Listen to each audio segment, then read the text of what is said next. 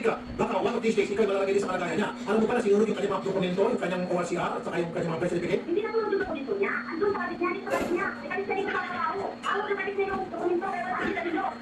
Ayaw nga po, ayaw nga rin pong yung sinabi niyang kapit ko eh. Ang dami pinag-asawa ka. Sabi ko, kasama ko po. At papasok si Mr. Asawa ko, ito si Roselyn. Asawa ko kayo? Hindi. Kailan na kayo? Ilan taon kayo? 5 years. 5 years. 4 years po magbabago. 4 years. Inig-salo pala isang taon. Nalay mo sinabi nung kasabay sa akin, kapit ko ito si... Kuha na ng ilan. Ano kung gagawa naman po na kailangan ng pwede ko? Inabi mo kapit ka o wala? Hindi naman po kabit ko rin. Sir, kaya namin na sa akin, may karelasyon siya. Kasi masawa naman po yun. May asawa yan. Naman dapat yung pinatulan, asawa ko. Pinatulan. Wala po. Sir, hindi ba? Tulong gusto ba?